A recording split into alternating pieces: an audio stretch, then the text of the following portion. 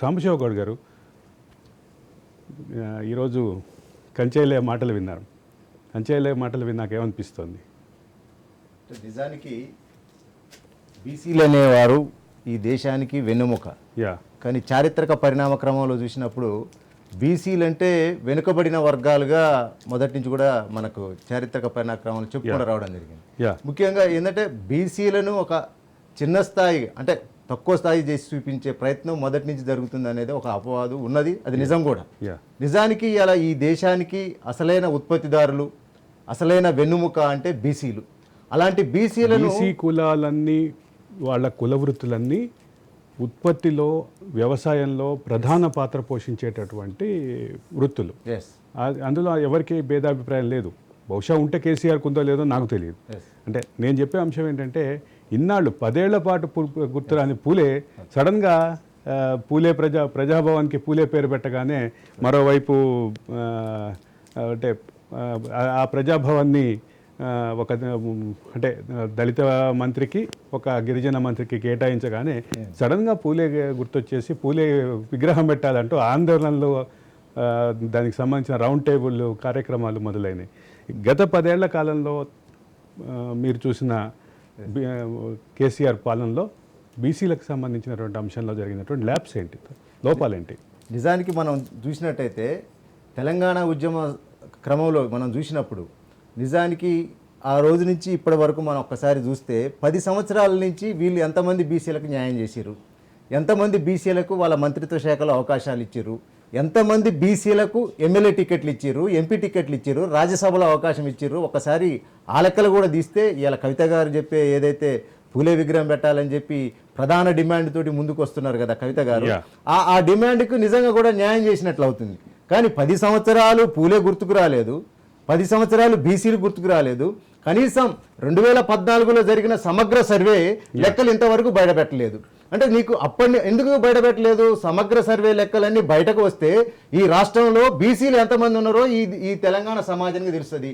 కాబట్టి మా వాటా మాకు కావాలని చెప్పి అడిగే ప్రమాదం ఉన్నదని చెప్పి ఇన్ని రోజులు కూడా ఆ సమగ్ర సర్వే లెక్కలను బయట పెట్టలేదు. కానీ ఇప్పుడు ఒక్కసారిగా అధికారం కోల్పోగానే వాళ్ళకి ఏమైపోయిందని అంటే కనీసం వాళ్ళకి ఇప్పుడు గుర్తుకొచ్చింది. బీసీలు ఇప్పుడు గుర్తుకొచ్చారు. బీసీలు గుర్తుకొస్తారు, మహాత్మా జ్యోతిబాపులే గుర్తుకొస్తారు, సావిత్రిబాయి పూలే గుర్తుకొస్తారు, అందరూ గుర్తుకొస్తారు.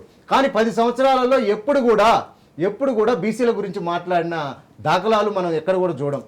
తెలంగాణ జాగృతి పెట్టుకొని తెలంగాణ మొత్తం తిరిగిన కవిత గారికి అంటే బీసీలు ఈ జాగృతికి సంబంధించిన సంస్కృతి సంప్రదాయాల్లో మా కట్టుబట్లు, మా ఆచార వ్యవహారాలు కనిపించలేదా? అంటే బీసీలు పడుతున్న కష్టాలు కానీ, బీసీలు పడుతున్న ఏదైతే మీ జాగృతి సంస్థ అక్కడక్కడ జాతరలు చేసుకుంటూ తిరుగుతున్నది కదా, దసరా పండుగ కావచ్చు, ఇంకా తదితర పండుగలలో కూడా జాగృతి పేరుతో తిరుగుతున్నారు కదా, ఆ పండుగలలో పాల్గొనే వాళ్ళు ఎవరు? బీసీలు కాదా? అప్పుడు కనపడిన బీసీలు ఇంత ఆల్ ఆఫ్ సడన్ గా కవిత గారికి ఎందుకు కనపడారంటే అధికారం కోల్పోయేసరికి ఎట్లనైనా మళ్ళీ ఈ అధికారం చేజిక్కించుకోవడానికి బీసీలను ఒక ఆయుధంగా మార్చుకునే ప్రమాదం ఉందనే చెప్పదలుచుకుని ఇక్కడ. అదే సందర్భంలో మరొక కీలక అంశం బీసీ బంధు. ఎన్నికల ముందు ప్రకటించినటువంటి బీసీ బంధు కేసీఆర్కు ఉపయోగపడిందా, ఎదురు దెబ్బ తగిలిందా? నిజానికి మీరు ఇంతకుముందు చెప్పినట్లుగా 10 సంవత్సరాలు గుర్తుకు రాని బీసీ బంధు సడన్గా ఎలక్షన్ ముందు 2 నెలలకు 3 నెలలకు ఎలక్షన్ ఉన్నాయంగా పెడితే అంటే బీసీలు ఏమైనా తెలివి తక్కువ వల్ల, బీసీల జ్ఞానం లేదా, అర్థం కాదా? ఖచ్చితమైన సమాధానమే చెప్పారు కదా ఇప్పుడు మీకు. అంటే బీసీలకు ఒక 10 సంవత్సరాల కింద బీసీ బంధు పెట్టి వాళ్ళని నిజంగా అభివృద్ధి పదంలోకి తీసుకుపోయినప్పుడు, వాళ్ళ ఆర్థికంగా, సామాజికంగా, రాజకీయంగా వాళ్ళని అభివృద్ధిలోకి తీసుకొచ్చినప్పుడు అప్పుడు నువ్వు బీసీలకు ఏదైనా చేసినామని చెప్పుకోవడానికి కానీ, బీసీలకు మేము అగ్రపదానం నిలిపినామని చెప్పుకోవడానికి ఒక గొప్ప అవకాశం ఉండేది. కానీ తీరా అంటే ఇక తప్పదు, సర్వేలలో మాకు ఓటమి తప్పదు అనుకున్నప్పుడు మాత్రమే బీసీ బంధు గుర్తుకొస్తుంది. తప్పదు సర్వేలలో ఓటమి పాలవుతాం అనుకున్నప్పుడే దళిత బంధువులు గుర్తుకొస్తాయి వీళ్ళకి. అంటే కేవలం వీళ్ళ గెలుపు కోసం మాత్రమే మేము ఒక వారధిలాగా పనిచేస్తున్నాం, అంతేగాని. అదే సందర్భంలో బీసీలకి కొన్ని పథకాలు పెట్టామంటూ దాన్ని పెద్ద ఎత్తున ప్రచారం చేసుకుంది టీఆర్ఎస్ అలియాస్ బీఆర్ఎస్ చేసినటువంటి దాంట్లో రజకులకు ఉచితమైనటువంటి కరెంట్ ఇచ్చాం, నాయి బ్రాహ్మణులకు కరెంటు బిల్లులు తీసేసాం, మన మత్స్యకారులకి అంటే ముదిరాజ్ అండ్ బెస్తా కులాలకి చేప పిల్లల పంపిణీ చేసాం, ఉచితంగా చేప పిల్లలు పంపిణీ చేసాం. ఇట్లాంటి అనేక కార్యక్రమాల్ని బీసీలకి ఉద్ధారక కార్యక్రమాలుగా ప్రచారం చేసుకుంది. వీటి ఫలితం ఎట్లాగా ఉంది? నిజానికి బీసీలలో కొన్ని కులాలకు మొన్న బీసీ బంద్లో కొంత అవకాశం ఇచ్చారు, కానీ మిగతా కులాలను కూడా చూడాల్సిన అవసరం ఉందిగా. ఈ దేశ ఉత్పత్తిలో వారి శారీరక శ్రమ, వాళ్ళు ఈ బడ్జెట్లో వాళ్ళు సంపాదించి పెట్టిన యొక్క శ్రమతో వచ్చిన ఆర్థికం కూడా ఉన్నది కదా. కనీసం వాళ్ళని కొంతమందికి చేసి బీసీలకు బంద్ చేసిన, బీసీ బంద్ పెట్టినాం అని అంటే బీసీలకు అర్థం కాకనా, బీసీలు అర్థం చేసుకోలేకనా? ఖచ్చితంగా నిజంగా మొన్న జరిగిన ఎలక్షన్లో మనం చూసినట్లయితే ప్రచార ఆర్భాటంలో భాగంగా మాత్రమే బీసీ బంద్ పెట్టారు.